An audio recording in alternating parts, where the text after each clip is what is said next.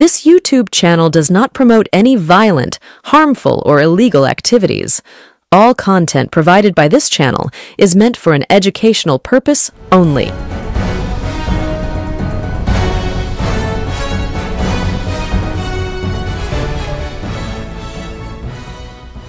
নমস্কার, আমি প্রতিবেদক সায়ন্তন চক্রবর্তী। আপনারা দেখছেন বঙ্গচক্ষু ইউটিউব চ্যানেল। যারা প্রথমবারের জন্য এই চ্যানেলে এসেছেন তাদের কাছে অনুরোধ করব চ্যানেলটিকে সাবস্ক্রাইব করে পাশে থাকা বেল বাটনটি প্রেস করে দেবেন, যাতে যখনই নতুন কোনো ভিডিও এই চ্যানেলে আসবে সরাসরি সেই নোটিফিকেশন পৌঁছে যাবে আপনাদের কাছে। আজকের পর্বেও যে কথা নিয়ে সে কথা শুনলে আপনারা অবাক হয়ে যাবেন। অবাক হয়ে যাবেন তার কারণ বহুদিন ধরে চেষ্টা করা হচ্ছে যে বিজেপির সংগঠনকে মজবুত একটি ভিতের ওপর দাঁড় করানো। 2021 পরবর্তী সময় থেকে বিজেপির যে শক্ত সমর্থ সংগঠন ছিল সেই সংগঠন ক্রমশ দুর্বল হয়েছে। একাধিক বিজেপি নেতা নেতৃত্ব সহ বিধায়করা বিজেপি ত্যাগ করে তৃণমূল কংগ্রেসে যোগদান করেছেন।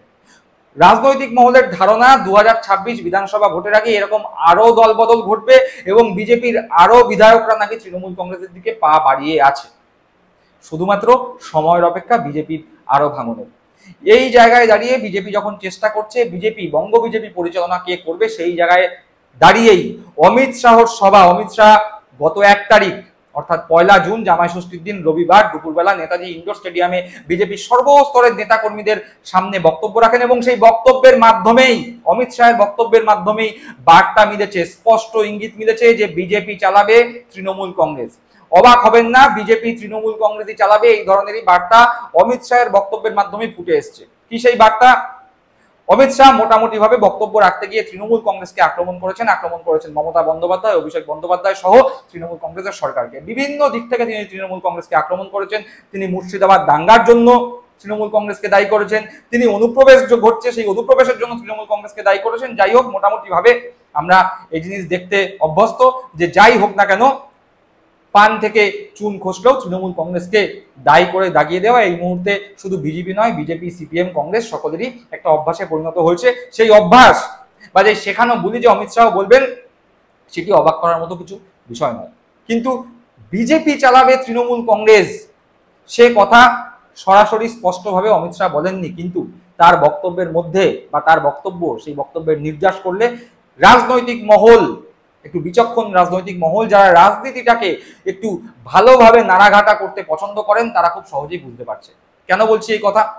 তার আগে আমাদের অমিত শাহের যে বক্তব্য সেই বক্তব্য দেখে নিতে হবে। প্রথমেই অমিত শাহ বক্তব্য দিতে উঠে বিজেপির রাজ্য সভাপতি সুকান্ত মজুমদারের নাম নেন, যদিও তিনি মজুমদারকে মজমুদার বললেন, অর্থাৎ একজন রাজ্য সভাপতি, সেই রাজ্য সভাপতির নামটি উচ্চারণ করতে পারলেন না অমিত শাহ। ভাষাগত পার্থক্য হতেই পারে, আমরা এটাকে বেনিফিট অফ ডাউট দিলাম, কিন্তু তারপরে বিরোধী দলনেতা শুভেন্দু অধিকারীর নাম উচ্চারণ করবার সময় তিনি শুভেন্দু অধিকারীকে নিজের বন্ধু বলে দাবি করলেন। একই সাথে তিনি বললেন শুভেন্দু অধিকারী, সেই শুভেন্দু অধিকারী নাকি এমন একজন ব্যক্তি যার নাম শুনলে মমতা বন্দ্যোপাধ্যায় নাকি ভোটে দাঁড়াতেই ভয় পায়। ভালো কথা, শুভেন্দু অধিকারীর নাম শুনলে মমতা বন্দ্যোপাধ্যায় নাকি ভোটে দাঁড়াতে ভয় পায়। ভেবে দেখুন। অমিত শাহ এই কথা বিশ্বাস আমরা করি অথবা না করি, কিন্তু আগে অমিত শাহের কথাটা, যে কথা অমিত শাহ বলেছেন সেই কথা আগে শুনে নিন। मंच पर उपस्थित पश्चिम बंगाल भारतीय जनता पार्टी के सम्माननीय अध्यक्ष श्रीमान सुकांतो मजमूदार जी,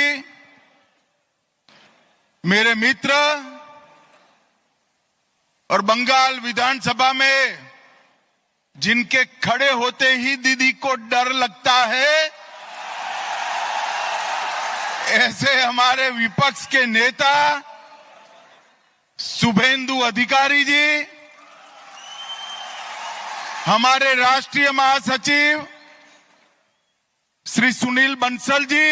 শুনলাম অমিত শাহের বক্তব্য, কিন্তু ঘটনা চক্রে অমিত শাহের এই বক্তব্যের নির্যাস থেকে কিভাবে আমরা এই উপসংহারে উপনীত হচ্ছি যে অমিত শাহ বললেন বিজেপি চালাবে তৃণমূল কংগ্রেস, তার আগে আরো একটা ভিডিও দেখব যে এখানে দিলীপ ঘোষ, বিজেপির প্রাক্তন রাজ্য সভাপতি, প্রাক্তন সাংসদ, প্রাক্তন বিধায়ক, যিনি কিছুদিন আগে নরেন্দ্র মোদীর সভাতেও ডাক পাননি। তিনি আশাবাদী ছিলেন যে কেন্দ্রীয় স্তরের কোনো নেতারা কলকাতায় আসলে তারা ডাক পাবেন, কিন্তু অমিত শাহের সভাতেও ডাক পাননি দিলীপ ঘোষ। দিলীপ ঘোষের স্ত্রী এবং দিলীপ ঘোষকে সাংবাদিকরা যখন প্রশ্ন করে তখন তারা ধরি মাছ না ছুঁই পানি গোছের উত্তর দিয়েছেন। বস্তুতই দিলীপ ঘোষ হতাশ, তার কথাবার্তায় সে কথা প্রকাশ পাচ্ছিল। দিলীপ ঘোষের মতো একজন সিনিয়র নেতা, যার কাঁধে ভর করে বিজেপি ৭৭টা বিধানসভায় আসন পায়, লোকসভায় 18টা আসন পায়, সেই দিলীপ ঘোষের মতো নেতা ডাক পায়নি। দিলীপ ঘোষ এবং দিলীপ ঘোষের স্ত্রী কি বলেছেন সাংবাদিকদের, সে কথাও একবার শুনে নেওয়া যাক। উনি তো মানে প্রোটোকলের মধ্যে নেই এখন, তো উনি কেন এক্সপেক্ট করবেন? প্রোটোকলের মধ্যে নেই মানে কমিটিতে নেই না, তো আমি পাইনি দিদি শুরুটা পাইনি। কি হলো একটু বলুন। দিলীপ তো এমপি ছিলেন, শীর্ষ নেতৃত্ব বলা চলে, তো সেক্ষেত্রে নেতাজির ধরে ডাক না পাওয়াটা কিভাবে দেখছেন আপনি? কিছু বলেন যে আমি কি বলবো বলুন তো। ঠিক আছে, এটা সাংগঠনিক যারা আছেন তারা বলতে পারবে। কমিটির বৈঠক আছে, একটা স্তর নিশ্চিত থাকে। আমি জানি না কাদের ডাকা হয়েছে, কতজনকে ডাকা হয়েছে। তো আমাকে যখন দরকার হবে ডাকা হবে। আমি পার্টির মধ্যে পার্টির কাজের সঙ্গেই আছি, কারোর সঙ্গে কোনো দূরত্ব করিনি। আমি সকাল থেকে ঘুরি, কর্মীদের সঙ্গে বসি, প্রোগ্রাম করি, চা চক্র করি, তিরঙ্গা যাত্রায় হাঁটছি সব জায়গায়। তো ওনাদের যে কাজ আমার জন্য যোগ্য মনে করবো সেটা তো। তো এর আগেও সব সভায় যেতাম না, কোর কমিটির মিটিং হলে আমাকে ডাকা হয়, যাই। হ্যাঁ, এরকম কর্মী বৈঠকে আগে ডাকা হয়েছে। এবারে কাদের ডাকা হয়েছে, কি উদ্দেশ্যে ডাকা হয়েছে, পার্টির সংগঠন গঠনতন্ত্র এখনো চলছে, জেলা কমিটি হয়নি, অনেক মন্ডল কমিটি হয়নি, রাজ্য কমিটি নতুন করে হবে শুনছি, সেটাও হয়নি। এই অবস্থায় এই ধরনের কার্যকর্তা বৈঠক হচ্ছে। তো যারা পদাধিকারী হয়েছেন নতুন হয়তো তাদেরকে ডাকা হয়েছে। আচ্ছা, তো কিছু না, পার্টিতে যখন আমাকে যে দায়িত্ব দিচ্ছে আমি সেটা পুরো মন প্রাণ লাগিয়ে করেছি। এখন অনেক দিন ধরে কোনো দায়িত্ব নেই আমার পার্টিতে, তো আমি পার্টিতে সমান সক্রিয় আছি। আমার কাজ হচ্ছে সাধারণ কর্মীদের সঙ্গে যোগাযোগ রাখা, যারা আমাকে দেখে পার্টিতে এসেছেন হাজার হাজার লোক। আমি সম্ভবত কোনো রকম ফর্মালিটি ছাড়াই তাদের সঙ্গে গিয়ে দেখা করি। আমাকে ডাকা হয়নি, যাদেরকে ডাকা হয়েছে তারা গেছে। আমাকে ওই বৈঠকে ডাকা হয়নি, আমার লিস্টে নাম ছিল না, সেজন্য আমি যাইনি। যারা এখন নেতৃত্ব দিচ্ছে, কাজ করছে, তাদেরকে ডাকা হয়, তারা ডিসিশন নিচ্ছে। আমরা কর্মীদের সঙ্গে আছি, পার্টি যেরকম নির্দেশ দেবে সেরকম কাজ করব। আমাকে এই বৈঠকে ডাকা হয়নি। আমার মনে হয় আরও কয়েকজন প্রাক্তন রাজ্য সভাপতি আছেন যাদেরকেও ডাকা হয়নি। তো ডাকা হয়নি যখন, যেখানে সাংগঠনিক বৈঠক সেখানে যাওয়াটা আমাদের কাছে নিয়ম নয়। যাদের ডাকা হয় যেটুকু বলে সেটুকু করাই আমাদের ডিসিপ্লিন। সেইভাবে আমাকে ডাকা হয়নি বলে আমি যাই। কেন আপনাকে কোথাও ডাকা হলো না বলে মনে করছেন? সেটা তো কারা ডাকছেন তারা জানেন কেন ডাকা হয়নি। মাননীয় অসীম ঘোষ আছেন, মাননীয় তথাগত রায় আছেন, এরাও প্রাক্তন রাজ্য সভাপতি, ওদেরকেও জামাই ষষ্ঠীতে যেতে হয়, একটা পরম্পরা। আমার শ্বশুর নেই, শাশুড়ি নেই, তারা অনেক আগে মারা গেছেন। স্ত্রী একা ছিলেন, তার এক সম্পর্কে মামা ডেকেছিলেন, তার বাড়িতে খাওয়া দাওয়া করলাম। ওখানে খেয়ে দিয়ে আমি RSS এর যে প্রোগ্রাম ছিল দাঁতিবেড়িয়াতে, ওই প্রোগ্রামে চলে গেছিলাম। আর যাওয়ার সময় মাননীয় অমিত স্যার ভাষণ শুনতে শুনতে গেলাম। না, আমাকে ডাকা হয়নি, যাদেরকে ডাকা হয়েছে তারা গেছে। আমাকে ওই বৈঠকে ডাকা হয়নি, আমার লিস্টে নাম ছিল না, সেজন্য আমি যাইনি। শুনলাম দিলীপ ঘোষের বক্তব্য। মোটামুটি অমিত শাহের সভায় যদি আমরা নজর রাখি, বা বিজেপির বিভিন্ন স্তরের নেতা নেত্রী যারা আছে তাদের ফেসবুক পোস্টে যদি নজর রাখি, তাহলে আমরা একথা খুব স্পষ্টভাবেই দেখতে পাবো যে বিজেপির সভায় মঞ্চ আলো করে শুভেন্দু অধিকারী, সুকান্ত মজুমদার, সৌমিত্র খা যারা বসেছিল, তাদের মধ্যে অধিকাংশই তৃণমূল থেকে বিজেপিতে যাওয়া সাংসদ বা নেতারা সেখানে ছিল। আবার নেতাজি ইন্ডোরের ভিআইপি যেই বক্স, সেই বক্সে যারা বসেছিল সেখানে লকেট চট্টোপাধ্যায় তৃণমূল থেকে বিজেপিতে যাওয়া, অর্জুন সিং তৃণমূল থেকে বিজেপিতে যাওয়া, যারা কিন্তু এই দিলীপ ঘোষের মতোই প্রাক্তন সাংসদ, তারা ডাক পেয়েছেন। ডাক পায়নি দিলীপ ঘোষ। শুধু দিলীপ ঘোষ নয়, দিলীপ ঘোষের সময়কার যারা মোটামুটি সকলে রাস্তায় নেমে বিজেপি করেছিল, বিজেপির হয়ে লড়েছিল, যখন বিজেপির ভিত শক্ত ছিল না, বিজেপির 18টা সাংসদ ছিল না, 77টা বিধায়ক ছিল না, তখন যারা রাস্তায় নেমে বিজেপিটা করেছিল তারা কিন্তু অধিকাংশই ডাক পায়নি। দিলীপ ঘোষের গলায় আজ যেমন হতাশার সুর ঝরে পড়ছে, সেই একই রকম হতাশায় নিমজ্জিত সেই সমস্ত পুরনো বিজেপি নেতারা, যাদের নেতৃত্বে 2019 থেকে 2021 যে গ্যাপ, যে সময় সবাই ধরে নিয়েছিল বিজেপি ক্ষমতায় আসবে, সেই সময় নিচু তলার বিজেপি কর্মীরা উদ্বুদ্ধ হয়ে রাস্তায় নেমেছিল। ঠিক এই জায়গাতেই বার্তা স্পষ্ট। অমিত শাহ সবাই যারা ডাক পেয়েছেন তারা অধিকাংশই দল বদলু বা হঠাৎ বিজেপি। দিলীপ ঘোষ যাদের কিছুদিন আগেই আক্রমণ করেছিলেন, দেখা গেল তারাই মঞ্চ আলো করে বসে আছে, দেখা গেল নিজের নেতাজি ইন্ডোরে তাদেরই রমরমা, কিন্তু সেখানে বিজেপির পুরনো কর্মীদের কোনো জায়গা হয়নি, জায়গা হয়নি দিলীপ ঘোষের মতো বিজেপির ডাকা বুকো নেতাদের। অর্থাৎ বার্তা স্পষ্ট, স্পষ্ট ইঙ্গিত, বিজেপি কন্ট্রোল করবে শুভেন্দু অধিকারী দল বদলু, তৃণমূল থেকে যাওয়া বিজেপিতে গিয়ে নেতা হওয়া, বিরোধী দলনেতা হওয়া, সেই শুভেন্দু অধিকারীর মতো দল বদলু নেতা এবং তার সাঙ্গপাঙ্গরা যারা বারবার দল বদল করে একবার তৃণমূল একবার বিজেপি, আবার তৃণমূল আবার বিজেপিতে গিয়ে নিজেদের থিতু করেছেন। অর্জুন সিং থেকে শুরু করে কৌস্তব বাগচি, শঙ্কুদেব পান্ডা, সৌমিত্র খা, শুভেন্দু অধিকারী, লকেট চ্যাটার্জি, নানান দল বদলু নেতারা আজকে নেতাজি ইন্ডোরে মাথা উঁচু করে ঘুরে বেড়াচ্ছে।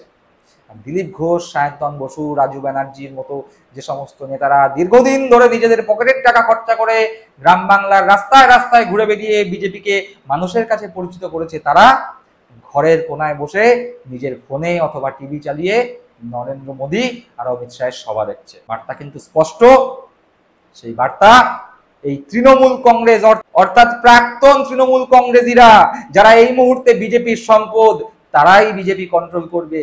বিজেপিকে যারা নিজের পায়ে বাংলায় দাঁড় করিয়েছে তারা এখন সাইড লাইন, আর এটাই হতে চলেছে সব থেকে বড় ভুল। এই ভুলের খেসারত বিজেপিকে 2026-এ দিতে হবে। তার কারণ এই ক্ষোভ, এই ধরনের ক্ষোভের কারণেই 2019 সালে তৃণমূল কংগ্রেসের অত্যন্ত বাজে ফলাফল হয়েছিল। আপনারা সকলেই জানেন 2014 সালে তৃণমূল কংগ্রেস 34টি লোকসভা আসন পেয়েছিল, সেখান থেকে দুম করে 2019 সালে মাত্র 22টি লোকসভা আসন পায়। প্রায় 12টার কাছাকাছি লোকসভা আসন তৃণমূল কংগ্রেস পরাজিত হয়, হাতছাড়া হয় তৃণমূল কংগ্রেসের। তার কারণ এই যে 2014-র পর থেকে 2019 এই সময় জুড়ে নানান দল থেকে, সিপিএম থেকে, কংগ্রেস থেকে, নানান দল থেকে একের পর এক নেতা তৃণমূল কংগ্রেসে যোগদান করেছে। ফলে তৃণমূল কংগ্রেসের যারা পুরনো লোক তারা ধীরে ধীরে নিজেদের জায়গা হারিয়ে ফেলছিল। কিন্তু এলাকার মানুষজন, সাধারণ মানুষজন এই দল বদলু নেতাদের খুব একটা পছন্দ করে না। 2019-এও এলাকার মানুষজন জবাব দিয়েছিল। 2021-এও আমরা যখন দেখতে পেলাম তৃণমূল কংগ্রেস থেকে একের পর এক নেতা বিজেপিতে যোগদান করলো, তখন দেখা গেল সেই দল বদলু নেতাদের মানুষ প্রত্যাখ্যান করলো, তৃণমূল কংগ্রেসকে পুনরায় ক্ষমতায় নিয়ে আসলো। আর একই জিনিস 2024 লোকসভায় দেখা গেছে। আবার 2021, 2024 লোকসভার ভোটের পুনরাবৃত্তি হতে চলেছে 2026-এ। তার সঙ্গে তৃণমূল কংগ্রেসের উপরি পাওনা হতে চলেছে এই বিজেপির আদি বিজেপি নেতাদের ক্ষোভ, এই আদি বিজেপি নেতাদের ঘরে বসে যাওয়া। আদি বিজেপি নেতারা ঘরে বসে গেলে যাদের দেখে মানুষ বিজেপি করতে নেমেছিল, যে কথা দিলীপ ঘোষ বললেন, হাজার হাজার লোক যারা আমাকে দেখে রাজনীতি করতে এসছে, সেই রকম হাজার হাজার লোক যারা পুরনো বিজেপি বা আদি বিজেপি নেতাদের দেখে রাজনীতি করতে এসছিল, তারা সকলেই ঘরে বসে যাবে, ভোট দিতে বিমুখ হবে, তৃণমূল কংগ্রেসে বা অন্য কোনো দলকে ভোট দেবে, কিন্তু আর বিজেপির পদ্মফুলে তারা গিয়ে ছাপটা দেবে না। পুরনো লোকদের বঞ্চিত করা, সেই ক্ষোভ, সেই অপমান থেকে বিজেপির নিস্তার নেই। দর্শক বন্ধুরা, আপনারা কি বলছেন এই বিষয়ে? আপনাদের মূল্যবান মতামত কমেন্ট বক্সে কমেন্ট করে জানাবেন। সকলে ভালো থাকবেন, সুস্থ থাকবেন। জয় হিন্দ, বন্দে মাতরম।